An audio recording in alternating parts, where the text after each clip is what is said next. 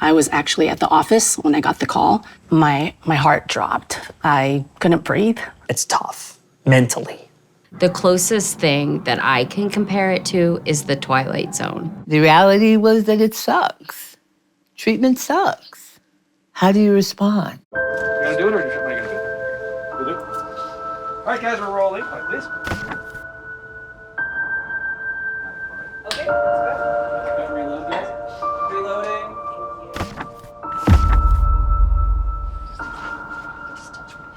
Okay, I see it from where I'm sitting. There you go.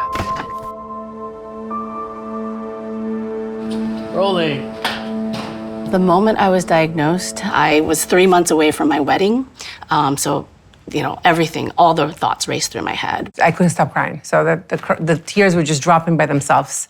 It was probably the worst weekend of my life. I have 2 young kids at home. What happens if I'm gone? How am I gonna leave my wife with a newborn and a 10-year-old? I mean, that's where your mind goes. It goes like, well, what if I'm gone? From the moment I was diagnosed, I knew I had to go to work.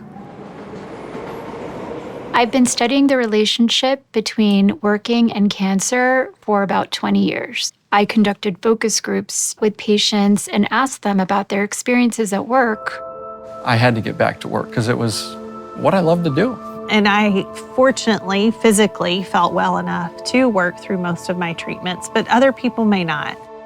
If they're able to obtain accommodations at work, the vast majority of adults with cancer in the US and in Europe, up to 75 or 79%, say that working during their cancer treatment helped them cope. I want to be able to still show that I can do something since work means a lot to me. Being able to continue to go back to work as much as possible was an important part of my healing. The kind of treatment I have allowed me to make adjustments to continue to work. And so I do think it's something that every individual has to, decide for themselves. I had a doctor who said to me, cancer is as mind of a body disease as a mind disease.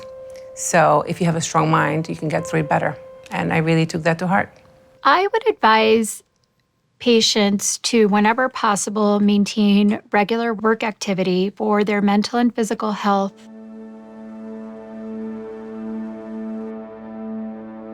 I need to be healthy every day to survive it and go through the next chemo round and the next chemo round. So work was part of that, to keep my mind busy for 8-9 hours. I'm engaging with others and not wallowing in my sadness and kind of like, why me situation. I mean, I knew I had medical treatments each day or every week. I knew that I would feel up and down with my medical treatments, and that was really important. It occupied my time in a positive way, and it avoided my brain going in a negative way. Je pense que ça m'a vraiment aidé moralement à garder l'envie de me lever, m'habiller. Moi, je l'ai ressenti comme ça en tout cas. Ça m'a permis de rester dans le monde des vivants. Working well, going through cancer treatment stabilized me by giving me an anchor. I'm resilient as fuck. Many of those patients either need to continue to work or want to continue to work to maintain that sense of normalcy and empowerment that working can provide.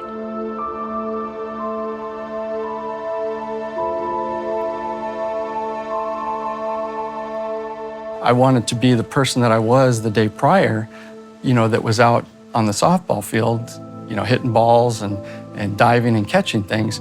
And I wasn't that person, and I didn't know if I'd ever get that back, and neither did anybody. Wake up, go to work, come home, eat, get the kids, do the homework, go to sleep, work. If I break that, it would have destroyed me. 9:33, we're about to leave for the hospital. Walking to the bus. I definitely feel like continuing to join the team meeting or, be part of projects helped me feel like I was still maintaining a sense of normalcy in not so normal times.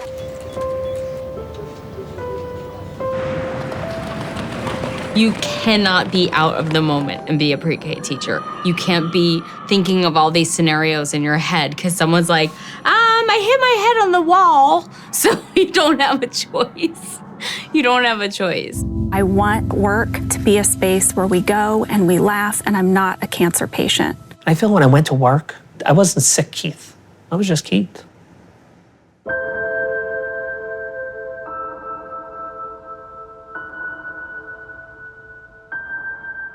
Being able to maintain those social connections at work can be incredibly helpful. There was a strong team at work that had my back, that, built me up when I was down. How are we, never you, how are we gonna get through this? What are we gonna do? I have that team behind me.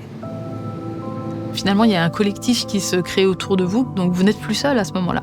I think the most important thing to do when you get sick is to listen to yourself. Some will consider that they need to stay home, and others like me would consider that going to the office and being supported can make a big difference. It's a very lonely experience anyway.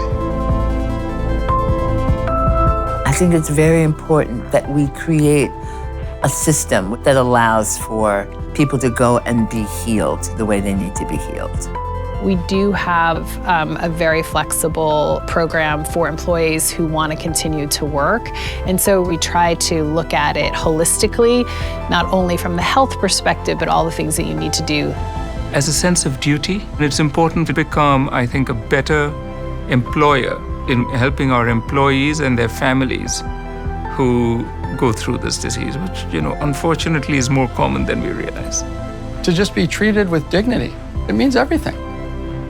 Research shows that what's important for patients' best outcomes is not only the treatment we give, but the ability for them to continue their lives, which often means continuing to work and have purpose for what they're doing.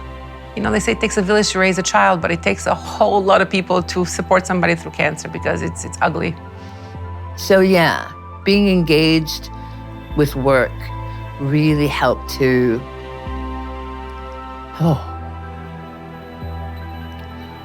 I just knew I was going to beat this day.